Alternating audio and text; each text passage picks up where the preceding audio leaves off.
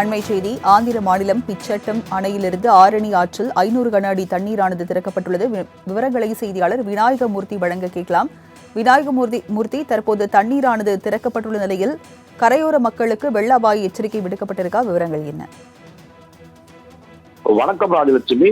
பெஞ்சல் புயல் எதிரொலியாக ஆந்திரா மாநிலம் சித்தூர் மாவட்டத்தில் பெய்து வந்த கனமழையின் காரணமாக பிச்சாட்டூர் அணைக்கு நீர்வரத்தானது 4500 கன அடி தண்ணீரானது வந்து கொண்டிருக்கிறது. இதனால் அணையின் பாதுகாப்பை கருத்தில் கொண்டு ஆரணி ஆற்றுக்கு தற்சமயம் 500 கன அடி தண்ணீரானது திறக்கப்பட்டுள்ளது. அணையின் மொத்தம் 31 அடியில் தற்பொழுது 27 அடி உயரத்தில் நீர் இருப்புள்ளது. இதனால் இப்போ இந்த அணையின் பாதுகாப்பை எண்ணி முதற்கட்டமாக 500 கன அடி தண்ணீரானது திறக்கப்பட்டுள்ளது.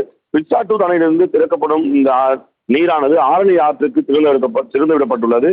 இது ஆரணி ஆற்று திறக்கப்பட்ட தமிழக எல்லையான ஊத்துக்கோட்டையை இன்னும் சற்று நேரத்தில் அடைந்த பிறகு பெரியபாளையம் பொன்னேரி வழியாக 103 கிலோமீட்டர் பயணித்து பழவேற்காடு கடலில் இந்த நீரானது கலக்கும். இதனால் ஆரணி ஆற்றில் திறந்து விடப்பட்ட நீராலும் ஏற்கனவே மழை நீர் வரத்து வருவதால் ஆரணி ஆற்றின் கரையோரம் பகுதியில் உள்ள ஊத்துக்கோட்டை, பெரியபாளையம், பாலவாக்கம், ஆரணி கண்டிகை, கம்மர்பாளையம், அனந்தூரி, பேட்டிவாக்கம், மாம்பாக்கம், மாலந்தூர், தொலைவேடு, மேல்காய்பட்டு, ஆண்டூர், சிறு பொன்னேரி என பழவேற்காடு தடங்களிலும் உள்ள இருபுறம் உள்ள 54 கிராமங்களுக்கு திருவள்ளூர் மாவட்ட ஆட்சியர் பிரபுசங்கர் அவர்கள் வெள்ள அபாய எச்சரிக்கை விட்டுள்ளார். இதனால் தாழ்வான பகுதியில் உள்ள மக்கள் பாதுகாப்பாக இருக்க வேண்டும் எனவும் இவர் அறிவுறுத்தியுள்ளார்.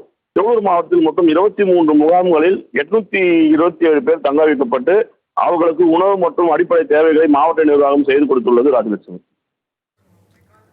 பிச்சட்டம் அணையிலிருந்து தண்ணீர் திறக்கப்பட்டுள்ளதால் 54 கிராமங்களுக்கு வெள்ள அபாய எச்சரிக்கை விடுக்கப்பட்டுள்ளது. விவரங்களை வழங்கியதற்கு நன்றி விநாயகமூர்த்தி.